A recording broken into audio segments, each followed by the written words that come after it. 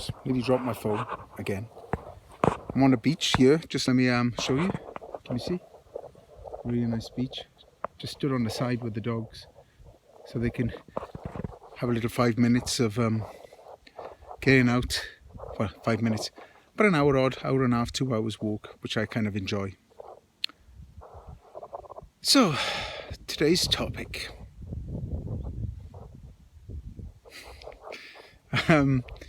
Freedom. Now there's a juicy fat subject if I've ever heard one. So many opinions on this, so many ideas, so many concepts. Let's see if we can crack this one, shall we? Oh my God. Right, so here we go. Freedom. What does it really mean? What does it mean to you? What does it mean to everybody, really?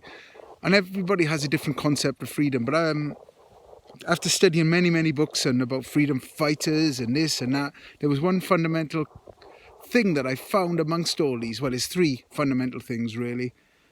And we could say it's about, freedom to be, gay, freedom to be straight, freedom to be, yeah, but I get that. Yeah, you're right. But where does it really stem from? So, I think it's freedom to express yourself and your individuality. Now, that doesn't mean people have to agree with it. And that doesn't mean that if people disagree with you, that you're wrong. It just means that you found your truth. And my personal belief on this is, as long as you're not really shitting on somebody badly, let me just fish my dog out of the water. As long as you're not messing people up in a really bad way, and you're finding a way to express yourself, which is productive and could be of some benefit to humanity, then we're okay, aren't we? We're not really stamping on somebody else's bonfire. But the other thing I think of, which is really important with this, is this, yeah? We do have freedom to express ourselves. I don't think that, certain really right-wing extreme ideas and systems are right. That's my personal view.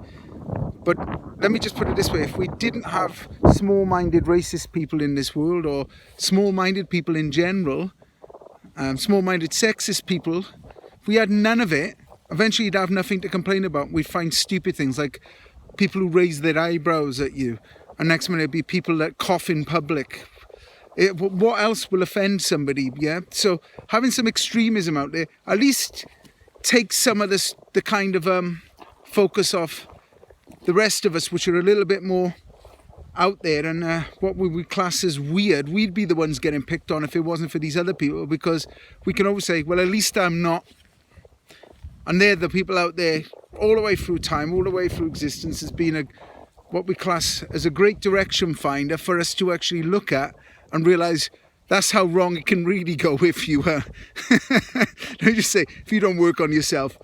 The second one, I think, so first one, let's recap, freedom to be an individual, Second one, really important, this one, freedom to be able to speak the truth to you and to converse with other people. And again, there's only one little rule for this. Remember that don't expect everybody to agree with you when you really are expressing yourself, your real truth. Because a lot of time when you're expressing yourself, I find that you're usually asking as many questions as you think you've solved. Because when you tend to say something to somebody which is quite extreme sometimes, because it's something you believe in, sometimes you're asking as well for an answer to be able to solve that problem, because we don't want to have these really strong values sometimes they tend to isolate you, and it's, you don't want a million friends, but then again it'd be nice, but you know what I mean, but you only need some really good true friends that matter for you. And usually most people say they can count their true friends on their one hand, so I would say that most people have got 5 really good friends, and if you haven't, even if you got one really great friend, it can make up for not having that many others. I've been fortunate enough to travel really far in my life, so I've met a lot of people and I've made some really great friends. And I've touched a lot of people's lives because of where I've been and what I've been doing. So my freedom to speak and be the person I am has been my fundamental frustration, not only with how other people view me, but how I've also held myself back for my entire life because I didn't believe that my viewpoint or the person I am was worth something. So, as I've gained maturity and I've lost quite a few good friends in school and some people in my personal life and people in London and over the years, relatives, I've come to realise, you know what? It's better to have died being myself than to have lived a life a lie, you know? So freedom to speak your mind and be the person you're meant to be. No religion, no society, nothing, not even a government should have a say in that. Because if I'm a free man comes with context. Free man means I'm a free man.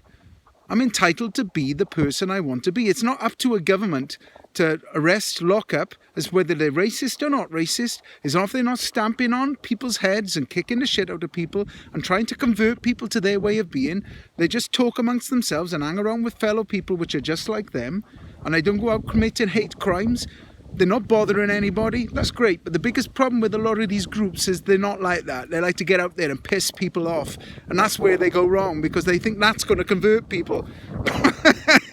Let me just tell you, if you're an arsehole, you're an arsehole. Ain't nobody going to want to be an arsehole unless they're actually an arsehole themselves. So if you've got an arsehole idea, then usually you're going to attract more of them. Well done.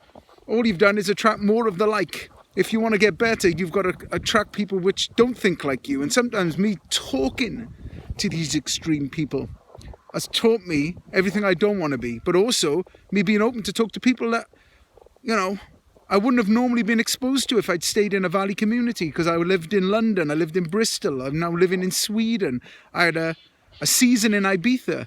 And I've met so many different walks of life and so many different ways of people being, and the people which are truly unique and love who they are, as much as I would never be like them, I look at them and I think, wow, that's so cool that they're just living their dream. They're becoming the person they want to be.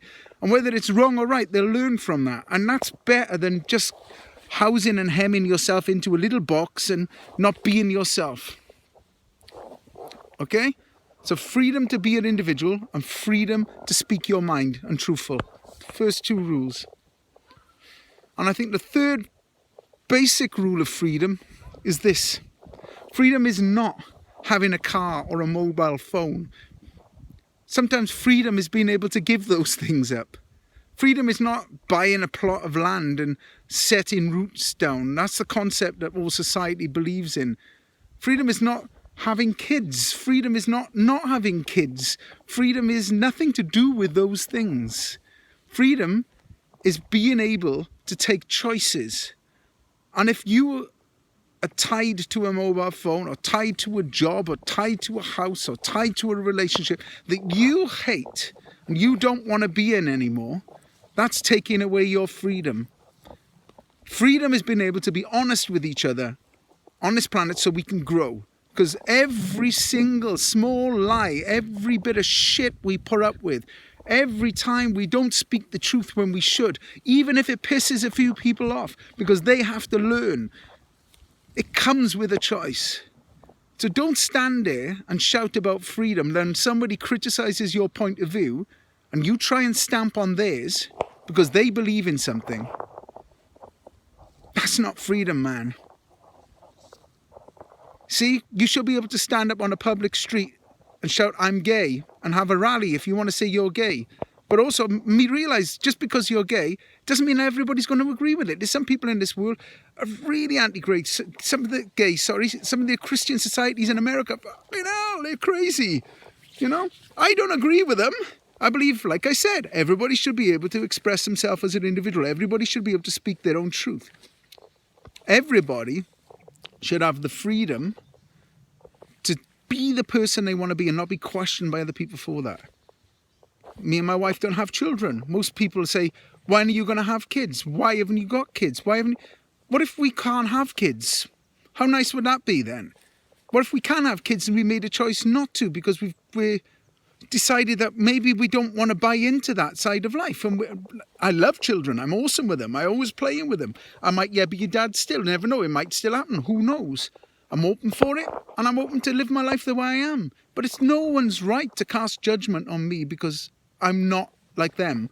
And because they're parents, they all group up in their little parent groups and think that, it's cool for me and Anna. It's just kind of really difficult because if you've got a kid, you can all sit around with other people with kids and talk about kid shit. But what, dog owners, we all get together and talk about dogs. I'd love to have the dog owners. I meet them out on walks all the time, and it's nice sometimes to talk to them if my dogs are not going mental, that is. But, I wouldn't specifically just want to hang around with people that had dogs. I hang around with people that like cats. Hang around with people that have kids or don't have kids. It doesn't bother me. Just because I don't have kids, I'm excluded from that you don't understand. Maybe I do, and that's why I don't have kids. You got to understand, my brother was born when I was 10 years old, and I love him to death with all of my heart, but he had mental health problems, and so have I got mental health problems. And it's most likely my kids are going to have mental health problems. And I make a choice. They're most probably going to turn out pretty cool because I'm all right, But at the same time, think about it. It's this easy. At the same time, what if I've made that choice for that reason? Maybe I've made a choice to break the cycle. And it's really tough because I want to fit in. I got a little son running around. I could teach him how to ride a motorbike, teach him mechanics, all of my life lessons, everything I've learned. Maybe that's why I'm doing this. Would be lost. So me standing here doing what I'm doing, maybe it's because I don't have children, because now I want to pass that knowledge on. Maybe I won't have a son or a daughter to pass it on to. And you are like my children, and I am like your parents sometimes. I'm not trying to say that I'm above you and I know more than you. Maybe I know a hell of a lot less than you. But I know what I know. And I'm just trying to find a way of expressing myself in this world. That's my freedom. And I'm doing my bit. Ask yourself one question. How many of you could actually stand in front of a camera and do what I do and be open to criticism? Yeah? Just ask yourself that question. It's not an easy choice to stand here and think about this, what I'm doing. But I'm glad I am, because this is who I am. Sending some love to you. Find your freedom. Love and respect. This is Nick signing out.